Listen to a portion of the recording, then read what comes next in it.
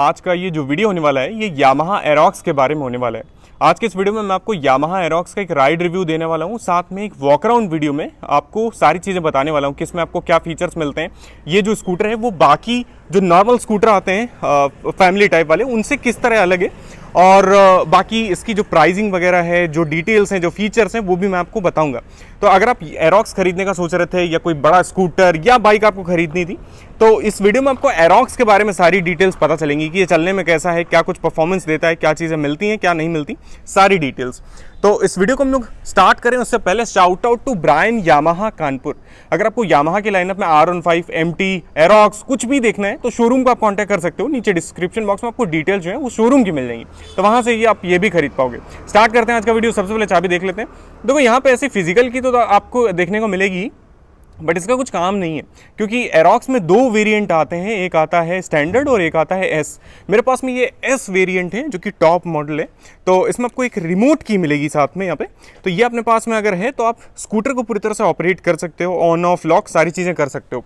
उसके लिए क्या करना है आपको कि यहाँ पे अगर आप देखोगे तो इसमें अपने पास में एक नॉब आती है, इस नॉब से आप ऑपरेट कर पाओगे और चाबी को आप आराम से यहाँ पे रख सकते हो, दोनों चाबियों को। तो ये चीज़ आपको यहाँ पे मिल जाती है कि ऊपर का मॉडल है ये, तो इसमें आपको ये रिमोट वाली चाबी जो है वो देखने को मिलेगी। अब देखो स्कूटर की जैसे स्टाइल वगैरह की बात करोगे आप, कैसा क्या दिखता है, क्या फीचर्स लेके आता है। पहली बात तो एरोक्स जो है वो दिखने में बड़ा लगता है। मैक्सी स्कूटर जिस तरह के होते हैं वो आपको यहाँ पे स्टाइल मिलेगा, बड़ा लगता है। एक मतलब मोटरसाइकिल और स्कूटर उसके बीच का फील आपको देने की कोशिश की गई है, तो बड़ा सा लुक है। ओवरऑल फेयरिंग वगैरह भी काफ़ी लंबी चौड़ी देखने को मिलती है। डिज़ाइन वगैरह आप देख ही सकते हो कैसी क्या चीज़ें हैं। अपने पास में यहाँ पे LED हेडलाइट और DRLs ये दोनों चीज़ें आपको यहाँ पे मिलेंगी। फ्रंट का शो जो है वो भी काफ़ी चौड़ा, मतलब अच्छा खासा चौड़ाई लेके आता है, और स्कूटर की प्रेजेंस भी अच्छी खासी है। मतलब कि अगर आप रोड में लेके निकलोगे तो आपको मतलब प्रेजेंस मिलेगी, लोग मुड़ के देखेंगे, उस तरह का डिज़ाइन है, उस तरह का रोड प्रेजेंस है। बाकी चीज़ें जैसे आप देखते हो साइड वाइड में, तो साइड में आप देख सकते हो कि देखो अंडरबोन चेसी पे बेस्ड है, बट जैसे नॉर्मल स्कूटर्स होते हैं उनमें क्या होता है कि यहाँ पे सेंटर में अपने को स्पेस मिलता है, तो उसमें आप सामान वगैरह रख पाते हो। बट ये स्कूटर इस तरह से नहीं बनाया गया, इसको बनाया गया है कि आप मतलब सेंटर में टनल मिलता है यहाँ पे, और उसमें फ्यूल टैंक जो है वो आपको देखने को मिलेगा। यहीं से आप फ्यूल वगैरह भरवाओगे इस जगह से, ये चीज़ जो है वो आप यहाँ से ओपन कर पाओगे टैंक। उसके बाद में क्या बात आती है कि जैसे आप स्कूटर में बेसिक चीज़ें देखते हो कि स्टाइलिंग वगैरह, तो उसमें देखो अपने पास थोड़े बहुत ग्राफिक्स हैं, जैसे कि यामाहा की ब्रांडिंग है, थोड़े बहुत ग्राफिक्स इधर उधर पे देखने को मिल जाते हैं अपने को। और ये जो कलर स्कीम है वो है आइस फ्लू वर्मिलियन, तो ये पेंट स्कीम आपको यहाँ पे देखने को मिलेगी। इसमें आपको ग्रे मिलता है मैट में, और साथ में एलॉय व्हील्स जो हैं वो आपको ऑरेंज में मिलते हैं। ये चीज़ आपको यहाँ पे देखने को मिलेगी। और लोअर वेरिएंट में देखो एक ही कलर आता है, वो चीज़ आपको मतलब गोल्डन में ब्लैक, वो चीज़ आपको मिलेगी। बाकी 3 कलर और आते हैं ऊपर के मॉडल में। ये अपने पास में ऑरेंज कलर के एलॉय व्हील्स हैं और ट्यूबलेस टायर्स हैं। इसमें एक चीज़ बहुत सही है कि एलॉय व्हील्स जो हैं उनका साइज़ काफ़ी अच्छा है। जैसे नॉर्मल स्कूटर 12-12 इंच के व्हील लेके आते हैं, तो यहाँ पे 14-14 इंच के व्हील दिए हैं, तो बड़े साइज़ का व्हील है अपने पास में। और टायर में विड्थ अच्छी है, जैसे फ्रंट में 110, पीछे 140। अब ये सब चीज़ें अगर आप देखोगे तो आपको समझ में आएगा कि इसमें अच्छी खासी चौड़ाई है। ये देखो 110 mm का टायर, और जैसे पीछे आओगे आप तो 140 mm के साथ में इतनी कुछ चौड़ाई आपको इसके टायर में मिलेगी। तो ये स्कूटर जो है ये मतलब अपने साथ में अच्छी खासी रोड प्रेजेंस लेके आता है। टायर वगैरह चौड़े लगते हैं तो बड़ा भी लगता है ओवरऑल, और ग्रिप वगैरह भी इनसे काफ़ी अच्छी मिलेगी चौड़ाई होने की वजह से। तो ये चीज़ें आपके पास हैं। उसके बाद में जैसे ब्रेकिंग सिस्टम की तरफ आते हो तो फ्रंट में अपने पास में डिस्क आती है और सिंगल चैनल ABS भी आता है, तो ये फ्रंट में आपको सेफ्टी मिल जाएगी। पीछे अपने पास में कोई डिस्क नहीं है, ड्रम का सेटअप है, बट RLP सेंसर आपको मिलता है, तो ये कॉम्बिनेशन है यहाँ पे ब्रेकिंग सिस्टम में। उसके बाद में टायर्स तो देखो ट्यूबलेस हैं, वो चीज़ आपको मिलेगी। और ये आप एग्जॉस्ट देख सकते हो, इसका मोटरसाइकिल की तरह डिज़ाइन किया हुआ है, बड़ा भी लगता है, ओवरऑल स्पोर्टी भी है, तो वो आपको स्टाइल के लिए मिलता है यहाँ पे। ये अपने पास वेरिएबल वाल्व एक्चुएशन VVA और एरोक्स की ब्रांडिंग आपको यहाँ पे मिलेगी। वर्जन एस है तो वो अपने पास यहाँ पे आप देख सकते हो। और जैसे राइडर के लिए आप स्पेस देखोगे पैर रखने के लिए, तो यहाँ पे जगह है, इस तरह से आपको इतनी स्पेस आपको राइडर के लिए मिलेगा यहाँ पे। और सीट वगैरह जैसे आप देखोगे तो सीट देखो इसकी स्कूटर की लंबी चौड़ी है, अच्छा खासा स्पेस है। थोड़ा सा यहाँ पे स्टेप अप जरूर देखने को मिलेगा, लंबाई चौड़ाई में कोई कमी नहीं है, 2 लोग बैठ सकते हैं इसमें और आराम से बैठ सकते हैं, तो वो चीज़ आपको मिलेगी। उसके बाद में 155 की ब्रांडिंग यहाँ पे मिलेगी आपको, और जैसे आप टेल लाइट वगैरह देखोगे तो टेल लाइट देखो आप, ऐसी कुछ टेल लाइट है यहाँ पे, इस तरह की एलईडी में टेल लाइट मिलती है। और इंडिकेटर जो है अपने पास में इस तरह के मिलते हैं बल्ब टाइप। और जैसे आप फ्रंट में आते हो तो फ्रंट में क्या किया है इन्होंने कि इंडिकेटर को फेयरिंग में माउंट किया है। ये नीचे की तरफ आप देख पाओगे यहाँ पे, ये यहाँ पे नीचे की तरफ माउंट किए गए, तो ये चीज़ है। और बाकी चीज़ें जैसे कि इंजन का मतलब रेडिएटर जो है वो यहाँ पे है कूलिंग के लिए, लिक्विड कूलिंग आती है इंजन में। और इधर की तरफ आप देखोगे इसका इंजन 155 सीसी का वही R15 वाला इंजन यहाँ पे मिलता है, जो कि हम लोग परफॉर्मेंस के लिए और रिलायबिलिटी के लिए जानते हैं।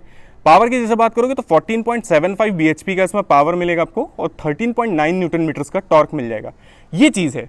अब इसमें देखो सस्पेंशन की जैसे आप बात करते हो तो फ्रंट में अपने पास में टेलीस्कोपिक सस्पेंशन का सेटअप है, जैसे नॉर्मल स्कूटर्स वगैरह में आता है।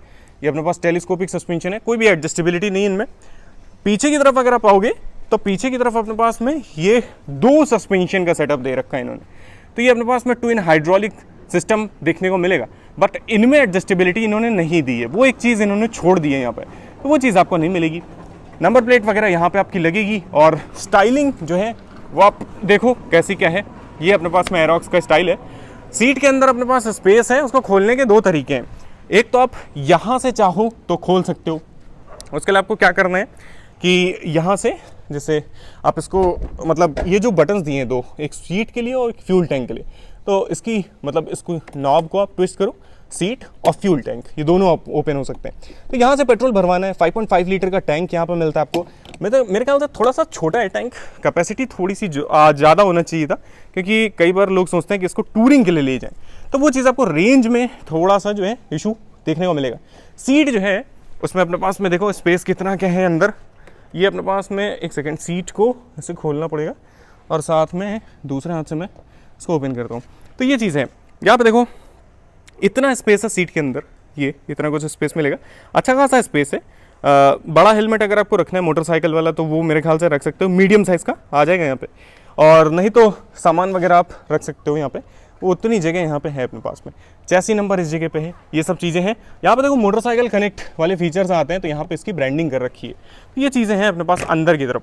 पिलियन के लिए ये अपने पास फुटरेस्ट यहाँ पे है। और उसके बाद में जैसे आप मीटर की तरफ आओगे तो मीटर में अपने पास में देखो ये अपने पास में ऐसा कुछ मीटर है।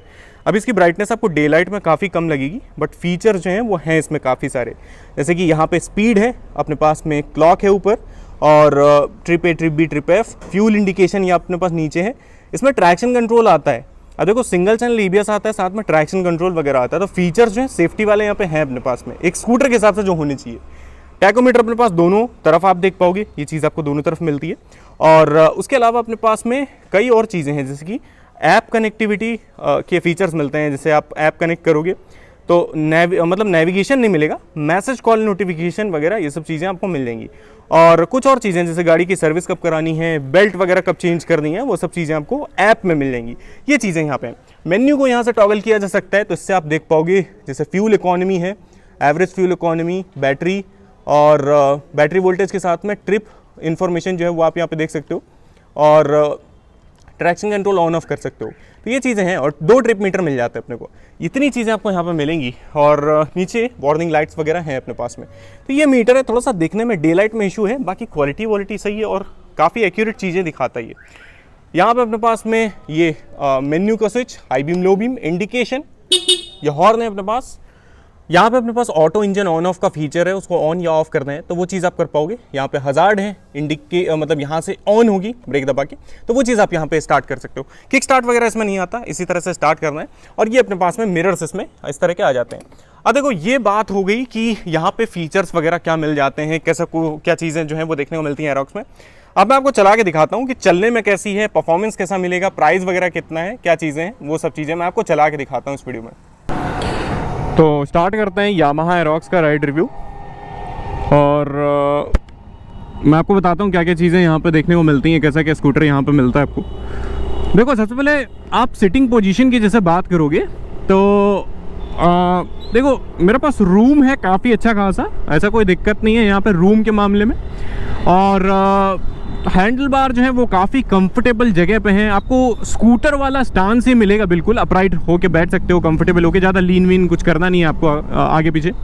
और पिलियन के साथ में आप चला सकते हो, सीट में इतना रूम है, कंफर्टेबल सीट है, तो ठीक है ओवरऑल बैठने के हिसाब से। सीट हाइट थोड़ी सी ज़्यादा है, 7 मतलब नॉर्मल स्कूटर से थोड़ी ऊंची है, ये 790 mm पे आती है। तो ये मान के चलो आप करीब करीब आपकी हाइट होनी चाहिए 5 फुट 6 इंच या 5 फुट 5 इंच, इतनी हाइट होनी चाहिए मिनिमम इस स्कूटर को चलाने के लिए, पैर पहुँचाने के लिए।